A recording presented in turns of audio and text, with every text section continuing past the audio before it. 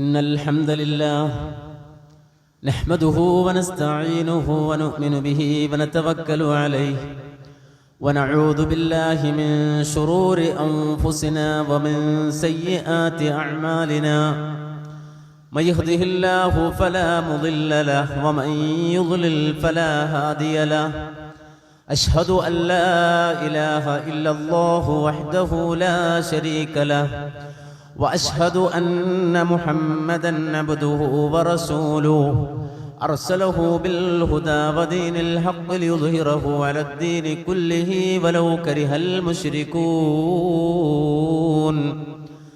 اللهم صل على محمد وعلى آل محمد كما صليت على إبراهيم وعلى آل إبراهيم إنك حميد مجيد اللهم بارك على محمد وعلى آل محمد كما باركت على إبراهيم وعلى آل إبراهيم إنك حميد مجيد أما بعد فإن خير الكلام كلام الله وخير السنن سنن محمد صلى الله عليه وسلم وشر الأمور محدثاتها وكل محدثة بدعة وكل بدعة ضلالة أيها الناس أوصيكم عباد الله ونفسي أولا بتقوى الله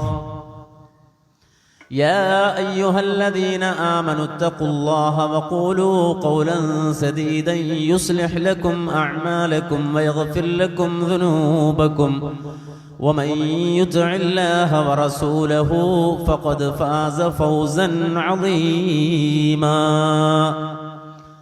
أعوذ بالله من الشيطان الرجيم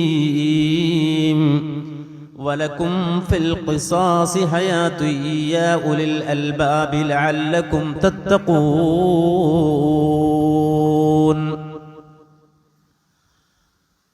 പ്രിയമുള്ള സത്യവിശ്വാസികളെ, സഹോദരങ്ങളെ, റബ്ബുൽ ആലമീനായ അല്ലാഹുവിൻ്റെ വിധിവിലക്കുകൾക്ക് വിധേയരായി ജീവിതത്തിൻ്റെ സകല മേഖലകളിലും അല്ലാഹുവിനെ സൂക്ഷിച്ച് തഖ്വയുള്ളവരായി ജീവിക്കണമേ എന്ന് ആദ്യം എന്നെയും പിന്നെ നിങ്ങൾ ഓരോരുത്തരെയും ഉപദേശിക്കുന്നു, വസീയത്ത് ചെയ്യുന്നു. റബ്ബുൽ ആലമീനായ അല്ലാഹു അത്തരത്തിൽ ജീവിച്ചു മരിക്കാൻ നമുക്കെല്ലാവർക്കും തൗഫീഖ് നൽകി അനുഗ്രഹിക്കുമാറാകട്ടെ. ഇന്ന് നാം എല്ലാവരും ഉണർന്നത് സവിശേഷമായ ഒരു വാർത്ത ശ്രദ്ധിച്ചുകൊണ്ടാണ്. കേരള സമൂഹത്തിൻ്റെ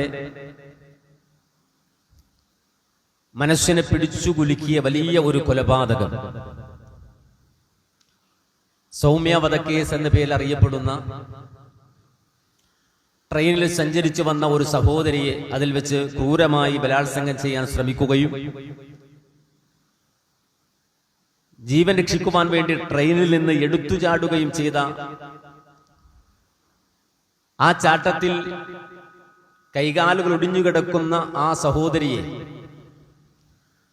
ക്രൂരമായ ബലാത്സംഗത്തിന് വിധേയമാക്കി നിഷ്ഠൂരമായി കൊന്നുകളഞ്ഞ ഗോവിന്ദച്ചാമി എന്ന പേരിൽ അറിയപ്പെടുന്ന മനുഷ്യൻ ആദ്യം വധശിക്ഷയ്ക്ക് വിധിക്കപ്പെടുകയും ശേഷം അത് ജീവപര്യന്തമായി കുറച്ചു കൊടുക്കുകയും അങ്ങനെ ജയിലിൽ കഴിയുകയും ചെയ്ത ആ കൊടും ക്രിമിനൽ ജയിൽ ചാടിയ വാർത്ത കേട്ടുകൊണ്ടാണ് ഇന്നത്തെ പ്രഭാതം നമ്മൾ കഴിച്ചുകൂട്ടിയത്. ആ വാർത്ത പ്രക്ഷേപണം ചെയ്യുമ്പോൾ അതിന്റെ ചുവട്ടിൽ വന്ന കമന്റുകൾ ഞാനൊന്ന് പരിശോധിക്കുകയുണ്ടായി. പച്ചമലയാളത്തിൽ കേരളത്തിലെ നിരവധി മനുഷ്യർ അതിന്റെ ചുവട്ടിൽ കമന്റ് ചെയ്തത് ഇത്തരം ക്രിമിനലുകളെ കൊന്നുകളയണം എന്നാണ്. വേറെ ചില ആളുകൾ പറഞ്ഞത് പൊതുജനങ്ങൾ എല്ലാവരും കൂടി ഒരു കോടതിക്കും വിട്ടുകൊടുക്കാതെ ഇത്തരം ക്രിമിനലുകളെ വധിച്ചു കളയണം എന്ന കമന്റുകളുടെ ഒരു വലിയ ശൃംഖലയായിരുന്നു അതിന്റെ ചുവട്ടിൽ, ആ വാർത്തയുടെ ചുവട്ടിൽ നിന്ന് കണ്ടത്. ആ കമന്റുകൾ വായിച്ചപ്പോൾ അത്ഭുതപ്പെടുകയായിരുന്നു. കാരണം ഒരു ആഴ്ച മുമ്പ് ഇതേ മനുഷ്യർ തന്നെ സംസാരിച്ച ചില വിഷയങ്ങളുണ്ട്. ആ വിഷയം കേരളത്തിൽ നടന്ന കൊലപാതകത്തെക്കാൾ വലിയ ക്രൂരമായൊരു കൊലപാതകം അങ്ങ് യമനിൽ ഒരു സഹോദരി, മലയാളിയായ ഒരു യുവതി നടത്തുകയുണ്ടായി. ജോലി ആവശ്യാർത്ഥം യമനിലെത്തിയ ആ സഹോദരി അവർ ജോലി ചെയ്തിരുന്ന ക്ലിനിക്കിൽ ചികിത്സയ്ക്ക് വേണ്ടി എത്തിയ തലാൽ എന്ന് പറയുന്ന യമൻ യുവാവുമായി പ്രണയം അഭിനയിക്കുകയും അവസാനം താൻ തന്റെ പ്രാണനെ അല്ലെങ്കിൽ തന്റെ പ്രേമഭാജനത്തെ സ്വീകരിക്കുവാൻ വരിക്കുവാൻ മതം മാറിയതായി അഭിനയിക്കുകയും യമനിൽ തന്റെ കച്ചവടവും തന്റെ ബിസിനസ്സും വളർത്തിയെടുക്കുവാൻ വേണ്ടി ഗൂഢോദ്ദേശ്യത്തോടുകൂടി വിവാഹിതയായിരുന്ന ആ പെണ്ണ് തലാലിനോടൊപ്പം ജീവിതം ആരംഭിക്കുകയും അതിന് കുറച്ചു നാളുകൾക്ക് ശേഷം തന്റെ ഉദ്ദേശ്യങ്ങൾ, ബിസിനസ്സുകൾ തരപ്പെട്ടതിനു ശേഷം തലാലിനെ ഉപേക്ഷിക്കാൻ വേണ്ടിയുള്ള സമ്മർദ്ദങ്ങൾ നടത്തുകയും അവസാനം അതിന് അദ്ദേഹം വിസമ്മതിച്ച ഘട്ടത്തിൽ ക്ലിനിക്കിൽ വൈദ്യരംഗത്ത് പ്രാവീണ്യമുണ്ടായിരുന്ന ആ പെണ്ണ് തലാലിനെ അനസ്തേഷ്യ കൊടുത്ത് ക്രൂരമായി 110 കഷ്ണങ്ങളാക്കി വെട്ടിമുറിച്ച് ചാക്കിൽ കെട്ടി ആ മയ്യത്ത് കൊണ്ടുവന്ന് അവിടെ ജനങ്ങൾ കുടിക്കുന്ന വാട്ടർ ടാങ്കിൽ കൊണ്ടുപോയി നിക്ഷേപിച്ച് മലിനമായ വെള്ളം ദിവസങ്ങളോളം ആ ഫ്ലാറ്റിലെ മനുഷ്യർ കുടിച്ച് അവസാനം അവിടെ നിന്ന് രക്ഷപ്പെടാൻ വേണ്ടി താനൊരു അഭയാർത്ഥിയായി അഭിനയിച്ച് UN അഭയാർത്ഥി ക്യാമ്പിൽ അഭയം തേടി അവസാനം അവിടുത്തെ കണ്ണു പരിശോധനയിൽ ഇത് ആ കൊടും ക്രിമിനലായ നിമിഷയാണ് എന്ന് തിരിച്ചറിഞ്ഞ് യമൻ കോടതിയിൽ കൊണ്ടുവരികയും വർഷങ്ങളോളം നീണ്ട വിചാരണയ്ക്കു ശേഷം വധശിക്ഷ വിധിക്കുകയും ചെയ്തു.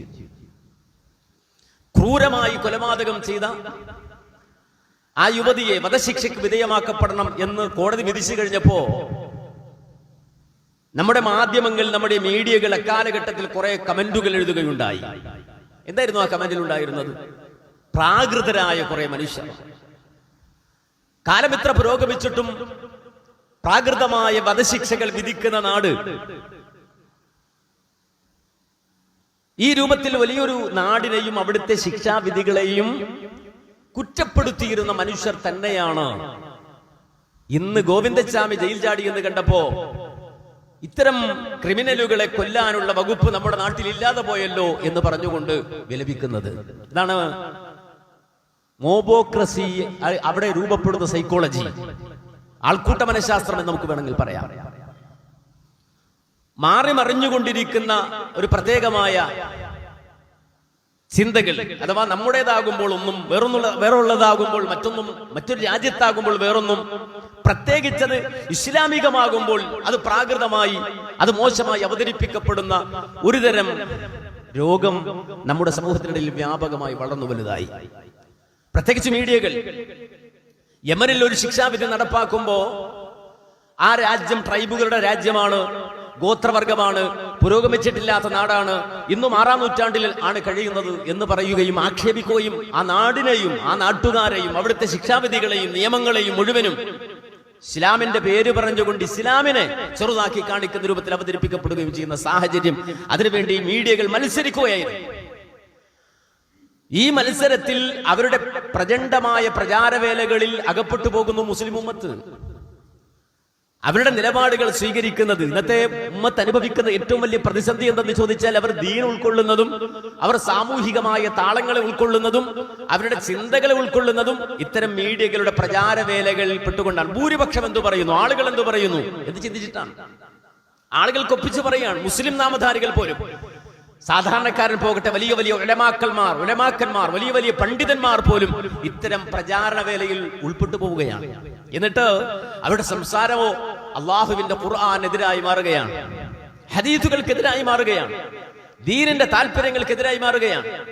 യമൻ എന്ന് പറയുന്ന ഒരു രാജ്യം, നമുക്കറിയാം, ഒരു മുസ്ലിമിനെ സംബന്ധിച്ചിടത്തോളം അവന്റെ ദീനുമായി ബന്ധപ്പെട്ട് നിൽക്കുന്ന ഒരു നാടാണത്.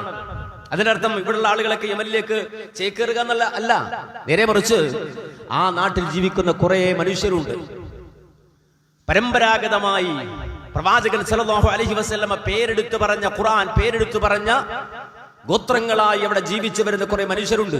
നമ്മൾ ഇവിടുന്ന് അവിടെ ചെന്ന് ചേർന്നാൽ ആ ഗോത്രങ്ങളിൽ ഉൾപ്പെടില്ല. നമ്മൾ ഒരു വിസിറ്റേഴ്സ് മാത്രമാണ്, അവിടെ സിയാറ ചെയ്യുന്ന, സന്ദർശിക്കുന്ന ആളുകൾ മാത്രമാണ്.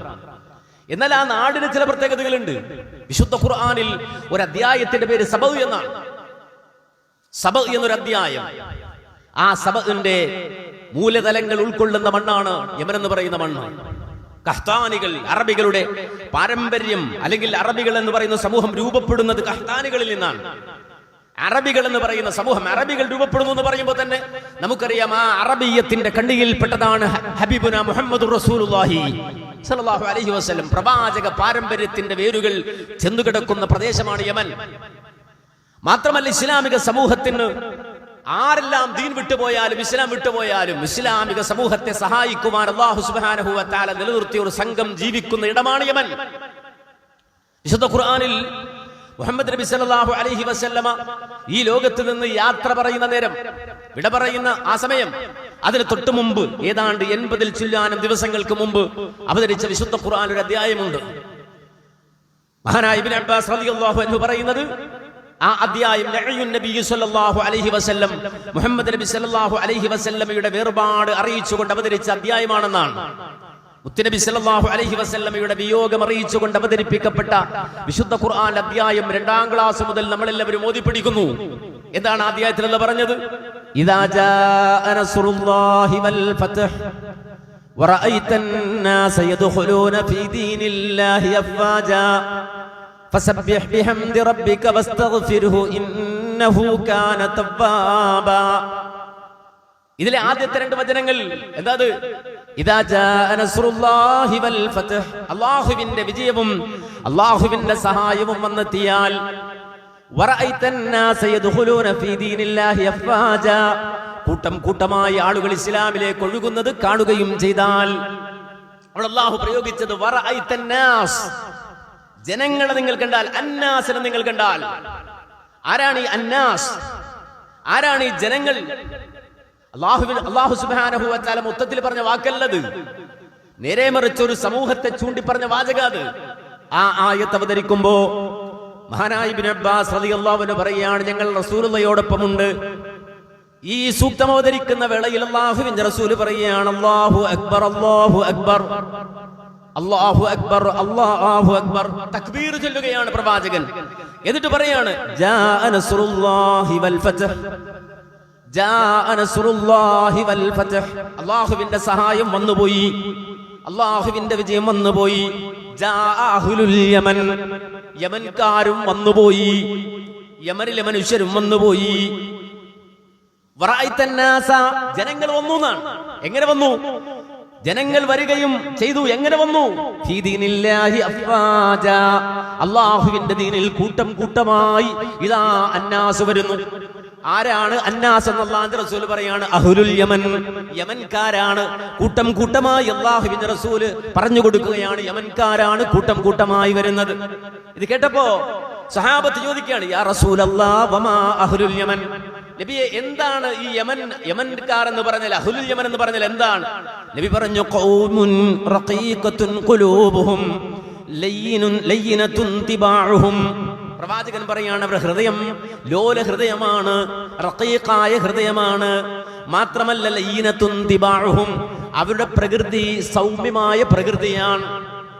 ലോല ഹൃദയത്തിന്റെ ഉടമകളായ, സൗമ്യ പ്രകൃതിയുടെ ഉടമകളായ യമൻകാരിതാ കൂട്ടം കൂട്ടമായി വരുന്നു. ഖുർആനാണ് അഡ്രസ് ചെയ്യുന്നത് ഒരു ജനതയെ, ഒരു സമൂഹത്തെ. ആ മനുഷ്യരെയാണ് പ്രാകൃതരായും കൊള്ളരുതാത്തവരായും ട്രൈബുകളിൽ പഴഞ്ചൻ സിദ്ധാന്തം സ്വീകരിച്ച് ജീവിക്കുന്നവരായും മീഡിയകളുടെ ഈ പ്രചരണത്തിൽപ്പെട്ടിട്ട് നമ്മളിങ്ങനെ കമന്റ് അടിച്ചു വിടുന്നത്. അള്ളാഹ് പ്രശംസിച്ച ഒരു ജനത എന്ന് മാത്രമല്ല, റസൂല് പറഞ്ഞു, അൽ ഈമാനു യമാൻ, ഈമാൻ യമാനിന്റേതാണ്, വിശ്വാസം യമാനിന്റേതാണ്. വൽ ഫിഖ്ഹു യമാൻ, ഫിഖ്ഹ് ഫഖീഹ്, ദീനിലുള്ള അവഗാഹം അത് യമാനിന്റേതാണ്. വൽ ഹിക്മത്തു യമാനിയ, അതേ വിജ്ഞാനം യമനിന്റേതാണ്. വളരെ വിശദമായി പണ്ഡിത ലോകം പിൽക്കാലഘട്ടത്തിൽ ചർച്ച ചെയ്ത ഹദീസുകളാണ്. ഈമാൻ യമനിന്റേതാണ്. ഫിഖ് യമനിന്റേതാണ്, ഹിക്മത്ത് യമനിന്റേതാണ്. ഒരു നാട് ആ നാടിന്റെ അടിവേരുകളെ സംബന്ധിച്ച് പഠിക്കാതെ മനസ്സിലാക്കാതെ ദീനുമായി ആ നാടിനും അവിടെയുള്ള ജനവിഭാഗങ്ങൾക്കുമുള്ള പാരമ്പര്യവും ദീൻ അവർ എങ്ങനെയാണ് സഹായിച്ചതെന്നും അറിയാതെ ഈ മാസ് മീഡിയകളുടെ ഈ മാസ് അവരുടെ പ്രചരണം, ആ പ്രചരണത്തിൽ അകപ്പെട്ടുകൊണ്ട് മുസ്ലിം ഉമ്മത്ത് പോലും ഒരു വലിയ ജനതയെ തെറ്റായി ധരിക്കുകയും പ്രചരിപ്പിക്കുകയും ചെയ്യാണ്. അതുകൊണ്ട് അവസാനിച്ചോ? ഇല്ല. സൂറത്ത് മാഇദയിൽ അള്ളാഹു നൽകുന്ന ഒരു താക്കീതുണ്ട്. നബി സല്ലല്ലാഹു അലൈഹി വസല്ലമയോടൊപ്പം ജീവിച്ച മനുഷ്യർ അവരെ വിളിച്ചുകൊണ്ട് അതുവഴി ലോകാവസാനം വരെയുള്ള മുഴുവൻ ആളുകൾക്കുമുള്ള അറിയിപ്പായി ഖുർആൻ പറയുന്ന ഒരു വാചകമുണ്ട്. എനിക്കും നിങ്ങൾക്കും അത് ബാധകമാണ്. എന്താണല്ലോ പറഞ്ഞത്? യാ അയ്യുഹല്ലദീന ആമനൂ മൻ യർതദ്ദ മിൻകും അൻ ദീനിഹി ഫസൗഫ യഅതില്ലാഹു ബിഖൗമിൻ യുഹിബ്ബുഹും വയുഹിബ്ബൂനഹു അദില്ലത്തിൻ അലൽ മുഅ്മിനീന അഇസ്സത്തിൻ അലൽ കാഫിരീൻ യുജാഹിദൂന ഫീ സബീലില്ലാഹ് വലാ യഖാഫൂന ലൗമത ലായിം ذلك فضل الله يؤتيه من يشاء والله واسع عليم يا ايها الذين امنوا ഈമാൻ ഉൾക്കൊണ്ട വിശ്വാസികളെ, ഈമാനുള്ളവരെ, സത്യവിശ്വാസികളെ, മയ്യർതദ്ദ മിൻകും അൻ ദീനിഹി, നിങ്ങൾ അല്ലാഹുവിന്റെ ദീൻ വിട്ട് പുറത്തേക്ക് പോയാൽ, അതിനുണ്ടല്ലോ നമ്മൾ വിചാരിക്കും നമ്മൾ ആ ദീനിന്റെ സേവകര്, നമ്മളില്ലെങ്കിൽ ഇപ്പോ ഒരു ചുക്കും ഇവിടെ നടക്കൂല എന്നൊക്കെ നിങ്ങൾ ചിന്തിക്കുന്നില്ലേ, ആലോചിക്കുന്നില്ലേ? നമ്മളില്ലെങ്കിൽ ദീനൊന്നും നടക്കൂല നിങ്ങൾ ചിന്തിക്കുന്നില്ലേ? അല്ലാഹു പറയാണ്, അങ്ങനെ ആരും ചിന്തിക്കണ്ട. വിശ്വാസികൾ എന്ന് പറയുന്ന നിങ്ങൾ ദീൻ വിട്ട് മുർത്തദ്ദുകളായി പുറത്തേക്ക് പോയാൽ ഒരു ചുക്കും ഇവിടെ സംഭവിക്കാനില്ല. അല്ലാഹു മറ്റൊരു ജനതയെ നിങ്ങൾക്ക് പകരം ഇവിടെ കൊണ്ടുവരും, നിങ്ങൾക്ക് പകരം മറ്റൊരു ജനതയെ ഇവിടെ കൊണ്ടുവരും. എന്നിട്ട് അല്ലാഹു അവരുടെ സിഫത്തുകൾ, അവരുടെ വിശേഷണങ്ങൾ പറഞ്ഞു. യുഹിബ്ബുഹും വയുഹിബ്ബൂനഹു, അവർ അല്ലാഹുവിനെ നന്നായി ഇഷ്ടപ്പെടും, അല്ലാഹുവിനെ അവർക്ക് ഇഷ്ടമാണ്. യുഹിബ്ബുഹും, അവർ അല്ലാഹുവിനെ ഇഷ്ടപ്പെടും. വയുഹിബ്ബൂനഹു, അല്ലാഹു അവരെയും ഇഷ്ടപ്പെടും. അദില്ലത്തിൻ അലൽ മുഅ്മിനീൻ, മുഅ്മിനുകളോട് അവർ അങ്ങേയറ്റം സൗമ്യത പുലർത്തുന്നവരാണ്, മുഅ്മിനുകളെ ഇഷ്ടപ്പെടുന്നവരാണ് അവര്. ഐസത്തിൻ അലൽ കാഫിരീന, വിശ്വാസികളുടെ മേൽ പ്രതാപമുള്ളവരുമാണ് അവര്. യുജാഹിദൂന ഫീ സബീലില്ലാഹ്, അല്ലാഹുവിന്റെ മാർഗ്ഗത്തിൽ ധർമ്മസമരം ചെയ്യുന്നവരാണ് അവര്. വലാ യഖാഫൂന ലൗമത ലായിം, അല്ലാഹുവിന്റെ മാർഗ്ഗത്തിൽ അടരാടുമ്പോൾ ആക്ഷേപിക്കാൻ വരുന്ന ആക്ഷേപകരുടെ ഒരു ആക്ഷേപത്തെയും ഭയപ്പെടാതെ അല്ലാഹുവിനെ മാത്രം മുന്നിൽ കണ്ട് പടപൊരുതുന്നവരാണ് അവര്. ദാലിക ഫളലുല്ലാഹി യുഅതീഹി മൻ യശാ, അത് അല്ലാഹുവിന്റെ ഫളലാണ്, അല്ലാഹുവിന്റെ ഔദാര്യമാണ്, അവർ ഉദ്ദേശിക്കുന്നവർക്ക് റബ്ബ് നൽകുന്നതാണ്. ഈ ആയത്തിന്റെ വ്യാഖ്യാനം വായിച്ചു നോക്കൂ. ആരാണവർ? ലോകത്തുള്ള സർവ്വവിശ്വാസി സമൂഹവും ഇട്ടുപോയാലും അല്ലാഹുവിന്റെ ദീൻ ഇട്ടുപോകാതെ അല്ലാഹുവിനെ സ്നേഹിച്ചുകൊണ്ട് രംഗത്ത് വരുന്നവർ, അല്ലാഹുവിന്റെ സ്നേഹം പിടിച്ചു പറ്റിയവർ, ആക്ഷേപകന്റെ ആക്ഷേപത്തെ പേടിക്കാതെ അല്ലാഹുവിന്റെ മാർഗത്തിൽ അടരാടുന്നവർ ആരാണെന്ന് വിശദീകരിച്ചപ്പോ ഉലമാ വിശദീകരിച്ച് പഠിപ്പിച്ചു. നാസും മിൻ അഹ്ലി യമൻ, നാസും മിൻ അഹ്ലി യമൻ, യമനിൽ ചില മനുഷ്യരെ അല്ലാഹു ബാക്കിയാക്കിയിട്ടുണ്ട്. യമനിൽ ചില മനുഷ്യരെ അല്ലാഹു ബാക്കിയാക്കിയിട്ടുണ്ട്. അവരായിരിക്കും അവർ. നബി സല്ലല്ലാഹു അലൈഹി വസല്ലമ ആ ഗോത്രങ്ങളുടെ, ആ അറബി യമനിലുള്ള ഗോത്രങ്ങളുടെ ആ പേരുകളടക്കം പ്രവാചകൻ എടുത്തു പറഞ്ഞു. സുമ്മ മിൻ ഖിന്ദ സുമ്മ മിൻ അസ്സകൂൻ എന്ന് പറഞ്ഞുകൊണ്ട് അറബി ഗോത്രങ്ങളുടെ പേരടക്കം പ്രവാചകൻ സല്ലല്ലാഹു അലൈഹി വസല്ലം എടുത്തു പറയാണ്. ആ നാടിനെയാണ് നമ്മൾ പഴിക്കുന്നത്, ആ നാട്ടുകാരെയാണ് നമ്മൾ പഴിക്കുന്നത്. മാത്രമല്ല നമുക്കറിയാം, പരിശുദ്ധമായ കഅബാലയത്തിന്റെ ഒരു മൂലയുടെ പേര് റുക്നുൽ യമാനി എന്നാണ്. നമുക്കറിയാം റുക്നുൽ യമാനി കഅബാലയത്തിന്റെ ഒരു മൂലയുടെ പേരാണ്. ആ റുക്നുൽ യമാനി എന്ന് പറഞ്ഞാൽ യമനിന്റെ മൂല എന്നാണ് അതിന്റെ അർത്ഥം. അതിന് തൊട്ടു മുമ്പുള്ള മൂലയുണ്ട് റുക്നു ശ്യാമി, ശ്യാം മൂല എന്ന പേര് അറിയപ്പെടുന്ന മൂല, അഥവാ വിശുദ്ധ കഅബാലയത്തിന്റെ ഇടതുഭാഗത്താണ് ശ്യാം. അതുകൊണ്ട് ആ ശ്യാം എന്ന പേര് അതിന് വന്നത്. നമ്മൾ ഖുർആനിൽ പാരായണം ചെയ്യാറുണ്ടല്ലോ, അസ്ഹാബുൽ മശ്അമ, അസ്ഹാബുൽ മശ്അമ, ഇടത് എന്നാണ് മശ്അമ എന്ന് പറഞ്ഞാൽ. ശ്യാം എന്ന വാക്ക് അതിൽ നിന്നുണ്ടായതാണ്. കഅബാലയത്തിന്റെ ഇടതുഭാഗത്തുള്ളവർ ശ്യാം, കഅബാലയത്തിന്റെ വലത് യമീൻ, വലതുഭാഗത്തുള്ളവർ. അങ്ങനെയാണ് യമൻ എന്ന പേര് അതിന് സിദ്ധമാകുന്നത്. യമൻ എന്ന പേര് നബി സല്ലല്ലാഹു അലൈഹി വസല്ലം പലപ്പോഴും അശാറ ബിയദിഹി ഇലൽ യമൻ, യമനിലേക്ക് പ്രവാചകൻ കൈ ഇങ്ങനെ ചൂണ്ടിക്കാണിക്കുമായിരുന്നുവെന്നാണ്. യമനിലേക്ക് പ്രവാചകൻ ഇങ്ങനെ കൈ ഇങ്ങനെ ചൂണ്ടിക്കാണിക്കും എന്ന് മാത്രമല്ല, അല്ലാഹുവിന്റെ റസൂൽ ഒരു ദുആ നടത്തുകയാണ് പ്രവാചക ജീവിതത്തിൽ. എന്താണ് പ്രവാചകന്റെ ദുആ? അല്ലാഹുമ്മ ബാരിക് ലനാ ഫീ സാഇനാ വ മുദ്ദിനാ, അല്ലാഹുവേ ഞങ്ങളുടെ അളവ് പാത്രങ്ങൾക്ക് നീ ബർക്കത്ത് തരണേ, ഞങ്ങളുടെ മുദ്ദിനും സാഇനും നീ ബർക്കത്ത് തരണേ. വബാരിക്നാ ഫീ ശാമിനാ വയമനിനാ, അല്ലാഹുവേ ഞങ്ങളുടെ ശാമിനും യമനിനും നീ ബർക്കത്ത് നൽകണേ. ആരാ ഈ ദുആ ചെയ്യുന്നത്? ഹബീബുൽ വറ മുഹമ്മദുർ റസൂലുള്ളാഹി സ്വല്ലല്ലാഹു അലൈഹി വസല്ലം ദുആ ചെയ്യുകയാണ്. അല്ലാഹുമ്മ ബാരിക് ലനാ ഫീ ശാമിനാ വഫീ യമനിനാ, അല്ലാഹുവേ ഞങ്ങളുടെ ശാമിനും ഞങ്ങളുടെ യമനിനും നീ ബർക്കത്ത് നൽകണേ അല്ലാഹ്. അപ്പോൾ ഒരാൾ അവിടെ നിന്നുകൊണ്ട് പറഞ്ഞു, അയാൾ കിഴക്കനാണ്, മശ്രിക്കിന്റെ ആളാണ്, ഇറാഖ് ഭാഗത്തുള്ള ഇറാൻ ഭാഗത്തുള്ള ആളാണ്. അദ്ദേഹം പറയാണ് പ്രവാചകനോട്, യാ നബിയല്ലാഹ് വഫീ മശ്രിഖിനാ, അല്ലാഹുവിന്റെ റസൂലേ ഞങ്ങളുടെ മശ്രിഖ് അഥവാ ഇറാഖ് ഇറാൻ അടങ്ങുന്ന ഭാഗത്തിനും ബർക്കത്ത് നൽകാൻ അങ്ങ് ദുആ ചെയ്യണേ എന്ന് 3 തവണ പ്രവാചകനോട് ആവശ്യപ്പെട്ടപ്പോഴും അല്ലാഹുവിന്റെ റസൂൽ ആവർത്തിച്ചു കൊണ്ടിരുന്നത് അല്ലാഹുമ്മ ബാരിക് ലനാ ഫീ ശാമിനാ വഫീ യമനിനാ, അല്ലാഹുവേ ഞങ്ങളുടെ ശാമിനും അതുപോലെ യമനിനും ബർക്കത്ത് നൽകണേ എന്ന് 3 തവണയും പ്രവാചകൻ ആവർത്തിച്ചപ്പോ അതെ ഈ മനുഷ്യൻ വീണ്ടും പ്രവാചകനോട് ഞങ്ങളുടെ മശ്രിഖിന് അഥവാ കിഴക്കൻ ഭാഗത്തിന് ഇറാഖ് ഇറാൻ അടങ്ങുന്ന ഭാഗത്തിന് വേണ്ടി കൂടി അങ്ങ് ദുആ ചെയ്യണേ ബർക്കത്തിന് വേണ്ടി എന്ന് പറഞ്ഞപ്പോ അല്ലാഹുവിന്റെ റസൂല് പറഞ്ഞു കൊടുക്കുന്നു, ഇന്ന ബിഹാ ഖർന ശൈത്താനി വതുഹയ്യിജുൽ ഫിതൻ, അവിടെ നിന്നാണ് പിശാചിന്റെ കൊമ്പ് മുളക്കാനുള്ളത്, സർവ്വ ഫിത്നകളും സർവ്വ കുഴപ്പങ്ങളും വരാനുള്ളത് ആ ഭാഗത്ത് നിന്നാണ്. യമനിനും ശാമിനും പ്രത്യേകം ദുആ ചെയ്തു പ്രവാചകൻ. എന്നാൽ മശ്രിക്കിന്റെ ഭാഗത്ത് പ്രവാചകൻ പറഞ്ഞു അവിടെ നിന്നാണ് ലോകാവസാനം വരെയുള്ള ഫിത്നകൾ, കുഴപ്പങ്ങൾ, സലാസിലുകൾ വരാനുള്ളത് എന്ന് പറഞ്ഞ ആ മനുഷ്യനെ തടയുകയാണ്. ആ നിലക്ക് പ്രവാചകന്റെ അനുഗ്രഹങ്ങൾക്ക്, പ്രവാചകന്റെ ബർക്കത്തിന്റെ ദുആക്ക് വിധേയമായ ഒരു നാടാണ് യമൻ. അവിടെയാണ് ഒരു കൊലയാളിയുടെ പേര് പറഞ്ഞ്, അതും നിഷ്ഠൂരമായ കൊല നടത്തിയ ഒരു കൊടും ക്രിമിനലിന്റെ പേര് പറഞ്ഞുകൊണ്ട് നമ്മുടെ ആ നാടിനെ പഴിക്കുകയാണ്, നമ്മളെ ആക്ഷേപിക്കുകയാണ്. അത് ട്രൈബുകളുടെ നാടാണ്. നമ്മൾ വലിയ കേമന്മാരും, നമ്മളൊക്കെ വലിയ കേമന്മാര്, നമ്മളൊക്കെ വളർന്ന ഉയർന്ന ബുദ്ധിജീവികൾ, വലിയ ടെക്നോളജിയുടെ ആളുകൾ. യമനിലേക്ക് നോക്കുമ്പോൾ അവിടെ ബിൽഡിങ്ങുകളില്ല, ഫ്ലാറ്റുകളില്ല, എയർപോർട്ടുകൾ, വലിയ വമ്പൻ എയർപോർട്ടുകൾ കാണാനില്ല, ടെക്നോളജികൾ കാണാനില്ല. അതുകൊണ്ട് നമ്മളൊക്കെ കേമന്മാരായി, പാശ്ചാത്യൻ കേമനായി, മറ്റു നാട്ടുകാർ കേമനായി.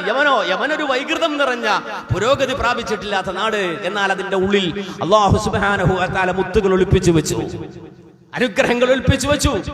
മാത്രമല്ല അവിടെ നിന്ന് വന്ന കേസ് എന്താണ്, പ്രശ്നം എന്താണ്? അവിടെ ഒരു വിധി നടപ്പാക്കുകയാണ്. എന്താ വിധി? വധശിക്ഷ.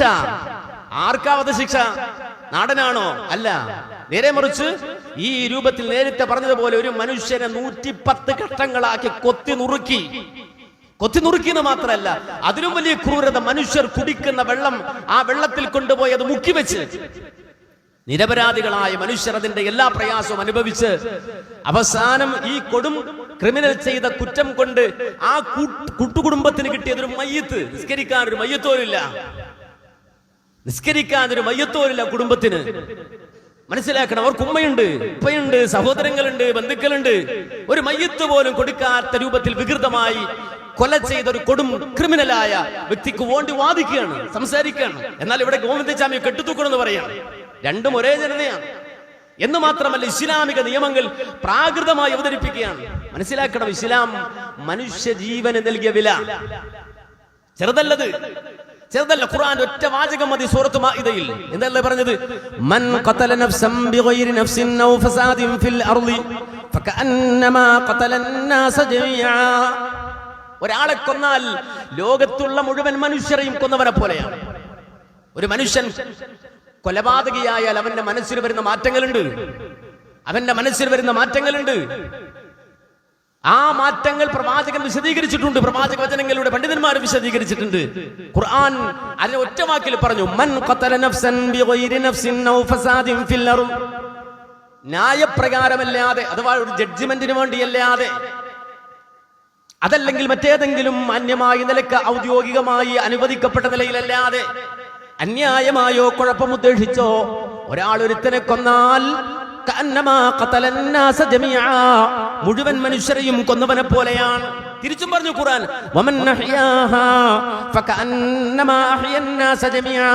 ഒരാൾക്ക് ജീവൻ കൊടുത്താലോ. അപ്പൊ നമുക്കറിയാം, ഇസ്ലാമിക ലോകം കഴിഞ്ഞ നൂറ്റാണ്ടിൽ നേരിട്ട വലിയൊരു ചോദ്യമുണ്ട്, നമുക്ക് അവയവദാനം ചെയ്യാൻ പറ്റുമോ? വിക്കലല്ല, കിറ്റ് വിക്കലല്ല, രക്തം വിക്കലല്ല. രക്തദാനം, അവയവദാനം സദഖ എന്ന നിലക്ക് നൽകാൻ പറ്റുമോ? ഒരാൾക്ക് കേടില്ലാത്ത രൂപത്തിൽ വേറൊരാൾക്ക് അവരുടെ അവയവം ദാനം ചെയ്യാൻ പറ്റുമോ എന്ന ചർച്ച വന്നപ്പോൾ, ഫിഖ്ഹി മസ്അല അതിന് ഉത്തരം കണ്ടെത്തേണ്ടി വന്നപ്പോൾ, പണ്ഡിത ലോകത്തുള്ള വ്യത്യസ്ത ഇടങ്ങളിലുള്ള പണ്ഡിതന്മാർ കൂടിയിരുന്നു കൊണ്ട് ആ അവയവദാനം പറ്റും എന്നതിന് ഹുക്കുമ കണ്ടെത്താൻ ഇസ്തിംബാത്ത് ചെയ്ത വിശുദ്ധ ഖുർആനിലെ വചനമാണത്. സൂറത്ത് മാഇദയിലെ ആയത്ത്. ആ വിധി ഇസ്തിംബാത്ത് ചെയ്തത് ഈ ആയത്തിൽ നിന്നാണ്. ഏതാണ് ആയത്ത്? അതേ, വമൻ അഹ്യാഹാ ഫകഅന്നമാ അഹ്യന്നാസ ജമിഅ. ഒരാൾക്ക് ജീവൻ കൊടുത്താൽ ലോകത്തുള്ള സർവ്വ മനുഷ്യരെയും ജീവിപ്പിച്ചവനെ പോലെയാണ്. ഇത് ഖുർആൻ പറഞ്ഞു. അപ്പൊ ഒരാളെ കൊല്ലാൻ പാടില്ല. അവിടെ മുസ്ലിമെന്നോ അമുസ്ലിമെന്നോ ഇല്ല. ഞാൻ മുസ്ലിമാണ്, ഒരു അമുസ്ലിമിനെ കൊല്ല, അങ്ങനെയല്ല. പ്രവാചകൻ ഇസ്ലാമിക രാജ്യത്ത് ജീവിക്കുന്ന മനുഷ്യരോട് പറഞ്ഞൊരു വാചകമുണ്ട്. എന്താ? മൻ ഖതല മുആഹദൻ ലം യരിഹ റായിഹത്തൽ ജന്ന. ഏതെങ്കിലും ഒരാള് നമ്മുടെ രാജ്യത്ത് അമുസ്ലിമായ രൂപത്തിൽ ഉടമ്പടിയിൽ ജീവിക്കുന്ന, അഹദിൽ ജീവിക്കുന്ന അന്യമതസ്ഥനായ ഒരുത്തനെ കൊന്നാൽ അവന് സ്വർഗത്തിന്റെ സുഗന്ധം അനുഭവിക്കാൻ കഴിയില്ല.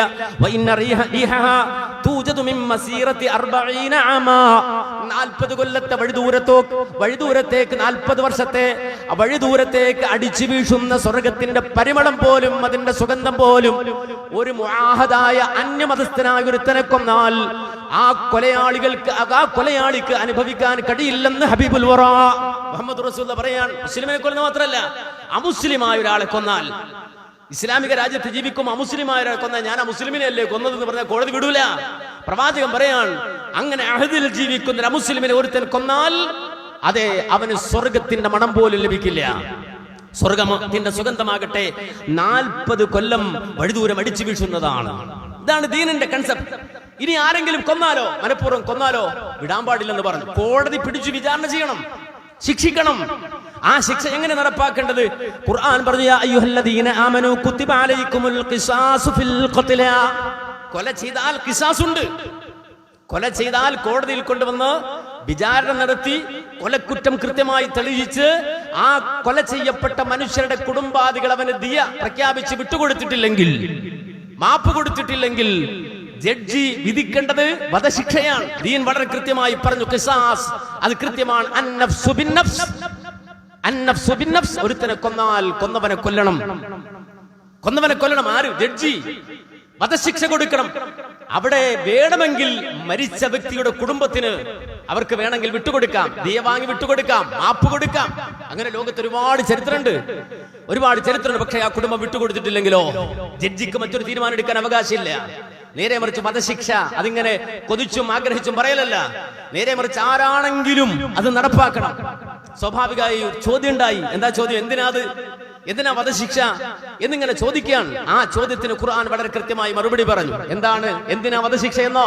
ഗോവിന്ദ ചാവിമാര് ചമഞ്ഞു നടക്കാതിരിക്കാൻ, അക്രമികൾ നാട്ടിൽ വിലസാതിരിക്കാൻ, മനുഷ്യർക്ക് സ്വസ്ഥമായി ജീവിക്കാൻ, നാട്ടിലെ മക്കൾക്കും കൂട്ടുകുടുംബാദികൾക്കും നമ്മുടെ വീട്ടിലെ പെൺമക്കൾക്കും നമ്മുടെ ഉപ്പമാർക്കും ഉമ്മമാർക്കും സ്വർഗീയമായി ജീവിതം നയിക്കാൻ, സുന്ദരമായി ഇറങ്ങി നടക്കാൻ. അതിനാണ് അതാ ഖുർആൻ പറഞ്ഞത്, വലക്കും ഫിൽ ഖിസാസി ഹയാതു യാ ഉലിൽ അൽബാബി ലഅല്ലക്കും തത്തഖൂൻ. സയൻസ് പഠിച്ച, ടെക്നോളജി പഠിച്ച, തിസീസുകൾ എടുത്ത് വലിയ ഡോക്ടറേറ്റുകൾ എടുത്ത് നടക്കുന്ന മനുഷ്യർക്ക് പടച്ചവൻ പറഞ്ഞു പഠിപ്പിച്ചു കൊടുക്കുകയാണ്. എന്തിനാണ് ഖിസാസ് എന്നോ? നിങ്ങൾക്ക് ജീവിക്കണോ? ഹയാത്ത് വേണോ? ഖിസാസ് എടുത്തേ പറ്റൂ. ഹയാത്ത് വേണോ? ഖിസാസ് എടുത്തേ പറ്റൂ. ഖിസാസ് ഉണ്ടായേ പറ്റൂ. നീതിപീഠം ഉണർന്ന് പ്രവർത്തിച്ചേ പറ്റൂ. ഖുർആൻ വളരെ കൃത്യമായി പഠിപ്പിച്ചു തരികയാണ്. ഈ ആയത്ത് അത്ഭുതമാണ്. കാരണം വെച്ചാൽ ഖിസാസ് എന്ന് പറഞ്ഞാൽ കൊന്നവരെ കൊല്ലലാണ്. പക്ഷെ ഖുർആൻ പറഞ്ഞു ഖിസാസിൽ ഹയാത്തുണ്ട്, ഖിസാസിൽ നിങ്ങൾക്ക് ഹയാത്തുണ്ട്. ഇത് വളരെ സുന്ദരമായി പണ്ഡിത ലോകം വിശദീകരിക്കുന്നത് കാണാം. എന്താണത്? മഹാനായ ഇബ്നു കസീർ റഹിമഹുല്ലാഹ് ഈ ആയത്തിന്റെ തഫ്സീറിൽ പറയുന്നത് കാണാം, ജഅലല്ലാഹുൽ ഖിസാസ ഹയാത്ത്. ജഅലല്ലാഹുൽ ഖിസാസ ഹയാതൻ. അല്ലാഹു സുബ്ഹാനഹു വ തആല ഖിസാസിനെ ജീവനായിക്കൊണ്ടാണ് അവതരിപ്പിക്കുന്നത്. കാര്യം എന്താ? ഫകം മിർ റജുലിൻ യുരീദു അയ്യഖ്തുൽ. പല ആളുകളും വേറൊരാളെ കൊല്ലണമെന്ന് കൊതിക്കും, അല്ലെങ്കിൽ അയാളെ കൊന്നാൽ എന്താന്ന് ചിന്തിക്കും. ഞാനൊരുത്തനെ കൊന്നാൽ ഞാനും വധിക്കപ്പെടുമല്ലോ എന്ന് ഓർക്കുമ്പോ അവൻ അത് ചെയ്യൂല. രണ്ടുപേരെ രക്ഷപ്പെട്ടത്. കൊല്ലാൻ തീരുമാനിച്ചവൻ രക്ഷപ്പെട്ടു, ഇവനാൽ കൊല്ലപ്പെടുന്നവനും രക്ഷപ്പെട്ടു. രണ്ടുപേർക്കും ജീവൻ കിട്ടും. കൊലയാളിക്കും ജീവിതം, കൊല്ലാൻ ഇവൻ ഉദ്ദേശിച്ചവനും ജീവിതം. ഇനി അതല്ല, കൊന്നാലോ, കൊന്നു കഴിഞ്ഞാൽ ഇവന്റെ മേൽ ശിക്ഷ വരും. ആ ശിക്ഷ ചെറുതായിരിക്കില്ല. ഞാനൊരുത്തരെ കൊന്നാൽ എന്നെയും കൊല്ലപ്പെടും, ഞാനും കൊല്ലപ്പെടും എന്ന് മനസ്സിലാക്കി കഴിയുന്നതോടെ ഞാനത് ചെയ്യുന്നില്ല. രണ്ടുപേരും അതിക്ക് മരണപ്പെടുമെങ്കിൽ ഞാനതിനത് ചെയ്യണം. അതുകൊണ്ടാണ് നേട്ടം എന്ന് ചിന്തിക്കും. അപ്പൊ കൊലയാളി മാറി നിൽക്കും, കൊലപാതകം ഇല്ലാതാകും സമൂഹത്തിൽ. അപ്പൊ രണ്ടുപേർക്കും ജീവിക്കാം. കൊലയാളി അത് കൊലപാതകം ആഗ്രഹിക്കുന്നവരും അതുപോലെ തന്നെ കൊല്ലപ്പെടാൻ എഴുതപ്പെട്ടവരും അവനെ സംബന്ധിച്ചിടത്തോളം രണ്ടുപേരും ജീവിക്കുവാൻ കഴിയുന്ന രൂപത്തിലെ സിസ്റ്റമാണത്. അത് കൃത്യമായി സമൂഹത്തിൽ നടപ്പാക്കേണ്ടതുണ്ട് എന്ന് അല്ലാഹു സുബ്ഹാനഹു വ തആല അവന്റെ വിധിയിൽ പറഞ്ഞു പഠിപ്പിക്കുകയാണ്. നമുക്കറിയാം, ഇന്നത്തെ സമൂഹം ആ സമൂഹത്തിന്റെ സ്വസ്ഥമായ നിലനിൽപ്പിനും അത് ആവശ്യമാണ്. അത് പ്രാകൃതമല്ല, നേരെ മറിച്ച് അതിനാധുനികമാണ്. മനുഷ്യ സമൂഹത്തിന്റെ ജീവിതത്തിന് അത് ആവശ്യമാണ്. ഇനി ഒരു കാര്യം കൂടി നമ്മൾ അവിടെ മനസ്സിലാക്കണം. ഇപ്പൊ നമുക്കറിയാം, ഈ നിമിഷയുടെ കോടതി വന്നതിനു ശേഷം നമ്മുടെ നാട്ടിൽ നന്മ മരങ്ങൾ ഇങ്ങനെ വിലസുകയാണ്. നന്മ മരങ്ങൾ, കാരണം വെച്ചാൽ നിമിഷയെ രക്ഷപ്പെടുത്താൻ വേണ്ടി ഇതാ സ്വാധീനം ചെലുത്താനോ നന്മ മരങ്ങൾ കൂട്ടിട്ടവരും ലോഹയിട്ടവരും അതുപോലെ തന്നെ തലപ്പാവ് കെട്ടിയ മുസ്ലിയാക്കന്മാരും എല്ലാവരും നന്മ മരങ്ങളായിട്ട് ഇറങ്ങിടക്കുകയാണ്. എന്നിട്ട് നിമിഷയ്ക്ക് വേണ്ടി റെക്കമെൻഡ് ചെയ്യാൻ പോകുന്നു, ഇതാ ഇടപെടുന്നു, സർക്കാരിനോടൊപ്പം ചേർന്ന് ഇടപെടുന്നു എന്ന് പറഞ്ഞ് രംഗത്ത് വരുന്ന ആളുകൾ വലിയ സേവനം ചെയ്യുന്നതായിട്ടാണ് നമ്മളൊക്കെ ധരിക്കുന്നത്. യഥാർത്ഥത്തിൽ അള്ളാഹുവിന്റെ ദീനിനെ നിന്ദിക്കുന്ന കൗമാണിത്. ദീൻ അങ്ങനെ ഏർപ്പാടില്ല കേട്ടോ, ദീൻ അങ്ങനെ ഏർപ്പാടേ ഇല്ല. ഒരു കോടതി വിധിച്ചു കഴിഞ്ഞാൽ പിന്നെ അവിടെ ഏത് ലോഹയിട്ടവനാണെങ്കിലും ഏത് തലപ്പാവ് ധരിച്ചവനാണെങ്കിലും പിന്നെ റെക്കമെൻഡുമായി പോകാൻ പാടില്ല എന്നാണ്. നബി സല്ലല്ലാഹു അലൈഹി വസല്ലമയുടെ ജീവിതത്തിൽ പ്രവാചകന്റെ കോടതി ഒരു വിധി പറഞ്ഞു. മഖ്സൂമിയ ഗോത്രത്തിൽ ഒരു പെണ്ണ് മോഷ്ടിച്ചു. മഖ്സൂമി എന്ന് പറഞ്ഞാൽ ഖുറൈശി തറവാട്ടിൽ അറിയപ്പെട്ട ഒരു ഗോത്രമാണ്. ആ ഖുറൈശികളിൽ അറിയപ്പെട്ട ഗോത്രത്തിലെ മഖ്സൂമിയയിലെ ഒരു പെണ്ണ് മോഷ്ടിച്ചപ്പോ ദീനിന്റെ വിധി വന്നു, അവിടെ കൈവെട്ടണം. ദീനിന്റെ വിധി ഇസ്ലാമിക കോടതി വിധിച്ചു. അന്നത്തെ ഖുറൈശി പ്രമുഖന്മാര് അവർക്കാകെ അപമാനമായി. അവർ കൂടി ആലോചിച്ചു, ആരാണ് റസൂലുള്ളാഹിയോടൊന്ന് ശുപാർശ പറഞ്ഞിട്ട് പ്രവാചകന്റെ അടുക്കലും സ്വാധീനം ചെലുത്തിയിട്ട് ഈ വിധിയിലൊന്ന് മാറ്റം വരുത്താൻ ആർക്കാ കഴിയാ? അവരാലോചിച്ചപ്പോ പറഞ്ഞു, പ്രവാചകൻ ഏറ്റവും പ്രിയപ്പെട്ട സെയ്ദ്, ആ സെയ്ദിന്റെ മക്കളിൽ പ്രവാചകൻ അതിനേക്കാൾ പ്രിയപ്പെട്ട ഉസാമ എന്ന മകൻ. ആ ഉസാമ പറഞ്ഞാൽ പ്രവാചകൻ അനുസരിക്കാതിരിക്കില്ല. അതുകൊണ്ട് ഉസാമയെ കൊണ്ട് റെക്കമെൻഡ് ചെയ്യിക്കാമെന്ന് അവർ തീരുമാനമെടുത്ത് ഉസാമയെ പറഞ്ഞു വിട്ടു പ്രവാചകന്റെ അടുക്കലേക്ക്. ഉസാമത്ത് ഇബ്നു സെയ്ദ് എന്ന പ്രവാചകൻ നെഞ്ചോട് ഇടുക്കി പിടിച്ച് ദുആ ചെയ്ത പൊന്നുമോൻ ചെന്നിട്ട് പ്രവാചകനോട് ഇങ്ങനെ ആവശ്യപ്പെടുക, നാട്ടുകാർക്ക് ഇങ്ങനെ ആവശ്യമുണ്ട്, ഖുറൈശികൾക്ക് ഇങ്ങനെ ആവശ്യമുണ്ട്, അവര് പറയുന്നത് വേണ്ടൊന്ന് ഇളവ് കൊടുക്കുമെന്നാ ചോദിക്കുന്നത്, ഈ ജഡ്ജ്മെന്റിൽ ഒരു മാറ്റം വരുത്താൻ പറ്റുമെന്നാ ചോദിക്കുന്നത് എന്ന് ഉസാമത്ത് ഇബ്നു സെയ്ദ് റളിയല്ലാഹു അൻഹു ചെന്ന് പ്രവാചകനോട് പറഞ്ഞപ്പോ മുഹമ്മദ് റസൂലുള്ളാഹിയുടെ മുഖം ചുമന്നു, പ്രവാചകന്റെ കണ്ണ് ചുമന്നു. പ്രവാചകൻ സല്ലല്ലാഹു അലൈഹി വസല്ലമയുടെ രോമങ്ങൾ ഇങ്ങനെ എഴുന്നു നിന്നു. പ്രവാചകൻ സല്ലല്ലാഹു അലൈഹി വസല്ലമ അവിടെ വെച്ചുകൊണ്ട് സ്വാമിയുടെ മുഖത്തേക്ക് നോക്കി ചോദിച്ചൊരു ചോദ്യമുണ്ട്, അല്ലാഹു വിധിച്ച വിധിയിൽ റെക്കമെൻഡ് പറയാൻ വന്നോ നീ? അല്ലാഹു വിധിച്ച വിധിയിൽ, റബ്ബിന്റെ വിധിയിൽ റെക്കമെൻഡ് പറയുന്നുവോ? എന്നിട്ട് പ്രവാചകൻ എഴുന്നേറ്റ് ആളുകൾ വിളിച്ചുകൊണ്ട് പറഞ്ഞു, നിങ്ങളുടെ മുൻഗാമികൾ തൊലഞ്ഞു പോയത് ഈ ഒരു സ്വഭാവം കൊണ്ടാണ്. അവിടെ ഏതെങ്കിലും വേണ്ടപ്പെട്ടവൻ ഒരു VIP ഒരു കുറ്റം ചെയ്തു കഴിഞ്ഞാൽ റെക്കമെൻഡ് ചെയ്ത് ആളിറങ്ങി, ആൾക്കൂട്ടത്തെ ഇറക്കി, മാസ് ടെക്നോളജി ഇറക്കി അവിടെ സ്വാധീനം ചെലുത്തി കോടതി വിധിയിൽ മാറ്റം വരുത്തുമായിരുന്നു. ആ വിധിയിൽ അവർ തിരുത്തൽ വരുത്തുമായിരുന്നു. ഏതെങ്കിലും ഒരു പാവപ്പെട്ടവൻ ഒരു നേരത്തെ ആഹാരം അത് കഴിക്കാനില്ലാതെ വിശന്നൊട്ടിയ വയറുമായി 1, 2, 3 ദിവസങ്ങൾ കഴിഞ്ഞ് അവൻ ഏതെങ്കിലും ഒരു കടയിൽ കയറിയിട്ട് ഒരു നേരത്തെ വിശപ്പടക്കാൻ വേണ്ടി ഒരൽപ്പം മഞ്ഞൾപ്പൊടി കട്ടാൽ അതിന്റെ പേരിൽ അവർ ഹദ്ദെടുക്കുമായിരുന്നു, കൊന്നുകളയുമായിരുന്നു. ആ പാവപ്പെട്ടവന്റെ മേൽ ശിക്ഷ നടപ്പാക്കുമായിരുന്നു. മേലിൽ ഈ വർത്തമാനം പറഞ്ഞ് എന്റെ അടുക്കൽ വന്നു പോകരുത്. എന്റെ കരളിന്റെ കഷ്ടമാണ് എന്റെ ഫാത്തിമ, എന്റെ പൊന്നാരമകൾ ഫാത്തിമ, എന്റെ ഹൃദയത്തിന്റെ തുടിപ്പാണവൾ. ലൗ അന്ന ഫാത്തിമത ബിന്ത മുഹമ്മദ്, മുഹമ്മദിന്റെ പൊന്നുമോൾ ഫാത്തിമ കെട്ടാലും മുഹമ്മദിന്റെ മകൾ എന്ന പരിഗണന എന്റെ മോൾക്ക് ഞാൻ കൊടുക്കൂല, അവരുടെ കൈ ഞാൻ വെട്ടിമാറ്റുമെന്ന് ഹബീബുൽ വറ മുഹമ്മദുർ റസൂലുള്ളാഹി സ്വല്ലല്ലാഹു അലൈഹി വസല്ലം. ഇതാണ് ദീൻ, ഇതാണ് ദീൻ, ഇതാണ് ദീൻ. അതുകൊണ്ട് ഏതെങ്കിലും ലോഹയിട്ട ആളുകളും തലപ്പാവുധാരികളും നന്മമരം അനുഭവിച്ച അള്ളാഹുവിന്റെ വിധിക്കെതിരെ ശുപാർശ പറയാൻ വന്നുവെങ്കിൽ അവർ ദീനിന്റെ ശത്രുക്കളാണ്, അവർ അള്ളാഹുവിന്റെ എതിരാളികളാണ്. മുഹമ്മദ് നബി സല്ലല്ലാഹു അലൈഹി വസല്ലം തന്നെ പറഞ്ഞു, മൻ ഹാലത് ശഫാഅതുഹു ദൂന ഹദ്ദിൻ മിൻ ഹുദൂദില്ലാഹ് ഫഖദ ളാദ്ദല്ലാഹ്.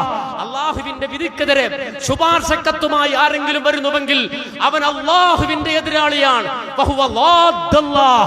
അവൻ അള്ളാഹുവിന്റെ എതിരാളിയാണ്, അവൻ അള്ളാഹുവിന്റെ എതിരാളിയാണെന്ന് ഹബീബുൽ വറ മുഹമ്മദുർ റസൂലുള്ളാഹി സ്വല്ലല്ലാഹു അലൈഹി വസല്ലം. ഇത് നമ്മൾ തിരിച്ചറിയണം. കാരണം നമ്മൾ അറിയാതെ ഈ പെരുമാറ്റം കണ്ട് ഈ പറയുന്ന പത്രങ്ങളിലൂടെ പലപ്പോഴും നമ്മൾ ദീൻ പഠിക്കുന്നത്, പത്രങ്ങളിലൂടെ ദീമ്പടിക്കുന്നത്, മീഡിയകളിലൂടെ ദീമ്പടിക്കുന്നത്, അങ്കച്ച ചർച്ചയിൽ നടക്കുന്ന ഈ ദീനറിയാത്ത മനുഷ്യരുടെ പൊട്ടത്തരങ്ങളിലൂടെയാണ് ദീൻ മനസ്സിലാക്കി പോകുന്നത്.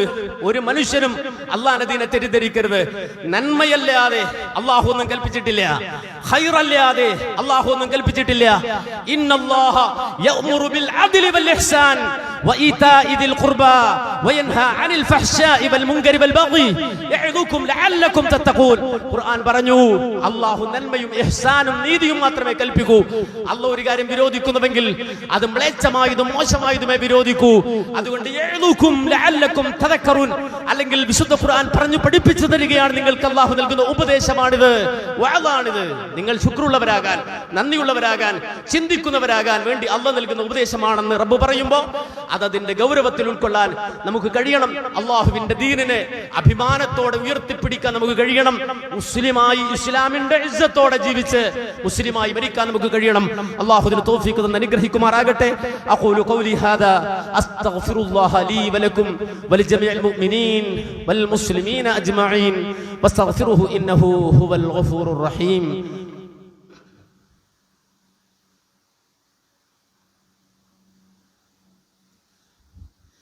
ഇന്നൽ ഹംദലില്ലാഹ് വസ്സലാത്തു വസ്സലാമു അലാ അശ്റഫി റസൂലില്ലാഹ് വഅലാ ആലിഹി വസ്വഹ്ബിഹിൽ ഫായിസീന ബിറല്ലാഹ്. അമ്മാ ബഅദ്. അല്ലാഹുവിന്റെ കൽപ്പനകൾ മാനിച്ച് തഖ്വയോടെ ജീവിക്കണം എന്നൊരിക്കൽ കൂടി ഞാൻ എന്നെയും നിങ്ങളെയും ഉപദേശിക്കുന്നു, വസിയ്യത്ത് ചെയ്യുന്നു. അല്ലാഹു അനുഗ്രഹിക്കുമാറാകട്ടെ. നമ്മൾ കഴിഞ്ഞ രണ്ടാം ഖുത്ബയിൽ സൂചിപ്പിച്ചതുപോലെ നമ്മുടെ കരുണാഭവൻ നമുക്കറിയാം വളരെ ബാധ്യതയുള്ള, നമ്മുടെ മേൽ ഉത്തരവാദിത്തമുള്ള വലിയൊരു ദൗത്യമാണ്. അല്ലാഹു അത് സ്വീകരിക്കുമാറാകട്ടെ. അതിന്റെ നമ്മുടെ റിസർച്ച്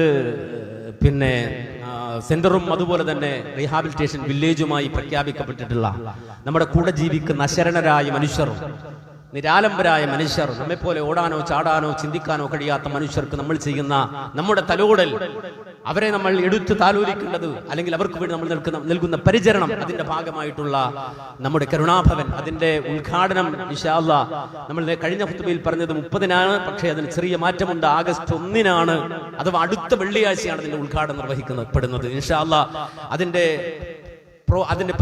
ബിൽഡിങ്ങും അതിന്റെ ക്യാമ്പസും ഒക്കെ ഏകദേശം അതിന്റെ പണി ഒരു ഭാഗത്ത് പൂർത്തിയായി വരുന്നുണ്ട്. നിങ്ങൾ എല്ലാവരും ആത്മാർത്ഥമായി ഇതിന്റെ പൂർത്തീകരണത്തിന് വേണ്ടി ദുആ ചെയ്യണം. ഒരുപാട് നല്ല മനുഷ്യരുടെ സഹായം കൊണ്ടാണ് അത് നിർവഹിക്കാൻ നമുക്ക് സാധിച്ചത്. ഒരുപാട് നല്ല മനുഷ്യർ, അല്ലാഹുവിന് അവരെ അറിയാം, അവരുടെ കുടുംബത്തെ അറിയാം, അവരുടെ സദഖകൾ അറിയാം. ഒരുപാട് പ്രയാസങ്ങൾ ഒരുപക്ഷെ അവർക്കുണ്ടാകും അവരുടെ ജീവിതത്തിൽ. അതിനിടയിൽ അവർ ചെയ്യുന്ന സദഖകളാണ്, നന്മകളാണ്, അവർ ഖബറിലേക്ക് ആഖിറത്തിലേക്ക് അവർ മാറ്റിവെക്കുന്ന ഓഹരികളാണ്, അവരുടേതായ ഷെയറുകളാണ്. അല്ലാഹു സുബ്ഹാനഹു തആല ആ മഹത്തായ സംരംഭത്തിനെ സഹായിച്ച നല്ല മനുഷ്യർക്ക് എല്ലാ നിലക്കുമുള്ള ഖൈറും ബറക്കത്തും ഇഹത്തിലും പരത്തിലും നൽകി അനുഗ്രഹിക്കുമാറാകട്ടെ. നമ്മളാരും വലിയൊരു സംഖ്യ മാറ്റിവെച്ചിട്ട് ഇറങ്ങിയ ഒരു പ്രൊജക്റ്റ് ഒന്നുമല്ല. നേരെ മറിച്ച് സീറോ ബാലൻസിൽ ഒന്നുമില്ലാതെ തുടങ്ങിയതാണ്. ഒന്നുമില്ലാതെ റബ്ബിനോട് ദുആ ചെയ്ത് അല്ലാഹുവേ ഇത് എളുപ്പമാക്കി തരണേ എന്ന ആത്മാർത്ഥമായി സ്വാലിഹികളായ നിരവധി മനുഷ്യർ, ഇവിടെയുള്ള വല്ലുപ്പമാരും അതുപോലെ തന്നെ മക്കളും, അതുപോലെ തന്നെ എട്ടും പൊട്ടും തിരിയാത്ത അവിടെ പഠിക്കുന്ന മക്കളും അവരുടെ കുടുംബവും എല്ലാവരും ആത്മാർത്ഥമായി അല്ലാഹുവിനോട് ദുആ ചെയ്തതിന് അല്ലാഹു നമുക്ക് തരുന്ന കൺകുളിർമയാണ്. റബ്ബ് അത് ഖബൂലാക്കി സ്വീകരിച്ച് നമുക്ക് കാണിച്ചു തരികയാണ്. സന്തോഷം ദുനിയാവിൽ തരുന്ന സന്തോഷമാണത്. നാളെ ആഖിറത്തിൽ അല്ലാഹു അതിന്റെ ഇരട്ടിയുടെ ഇരട്ടി സന്തോഷം കാണാൻ റബ്ബ് അതുമായി ബന്ധപ്പെടുന്ന സഹകരിക്കുന്ന നമ്മുടെ ഈ ചുറ്റുഭാഗത്തും ജീവിക്കുന്ന മുഴുവൻ ആളുകൾക്കും തൗഫീഖ് നൽകി അനുഗ്രഹിക്കുമാറാകട്ടെ എന്ന് പ്രത്യേകം പ്രാർത്ഥിക്കുകയാണ്. നിങ്ങൾ കഴിയുന്ന ആളുകൾ അത് സന്ദർശിക്കണം. ആ പ്രദേശം പോയി കാണണം. എന്തെങ്കിലുമൊക്കെ നിർദ്ദേശങ്ങളോ ഉപദേശങ്ങളോ ഉണ്ടെങ്കിൽ നൽകണം.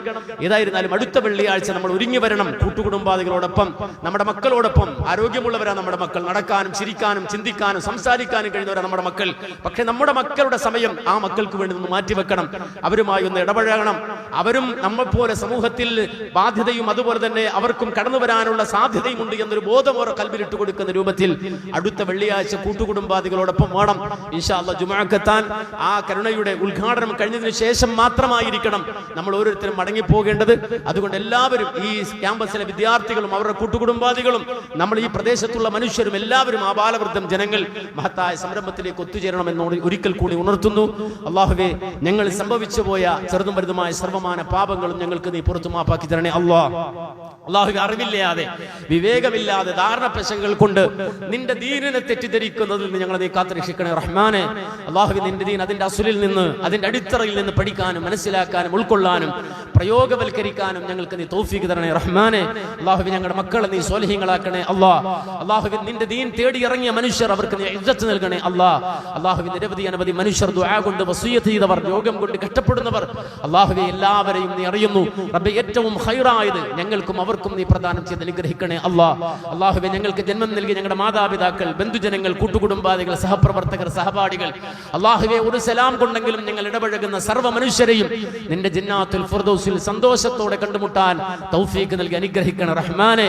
അള്ളാഹുവേ ത്വയ്യിബായ മരണം ഞങ്ങൾക്ക് നീ പ്രദാനം ചെയ്ത് അനുഗ്രഹിക്കണേ റബ്ബനാ ആതിനാ ഫിദ്ദുനിയ ഹസന വഫിൽ ആഖിറതി ഹസനതൻ വഖിനാ അദാബൻ നാർ. اللهم اغفر للمؤمنين والمؤمنات والمسلمين والمسلمات الأحياء منهم والأموات إنك مجيب الدعوات وقاضي الحاجات. اللهم أجرنا من النار اللهم أجرنا من النار اللهم أجرنا وأجر والدينا من النار. ربنا اغفر لنا ولإخواننا الذين سبقونا بالإيمان ولا تجعل في قلوبنا غلا للذين آمنوا ربنا إنك رؤوف رحيم والحمد لله رب العالمين.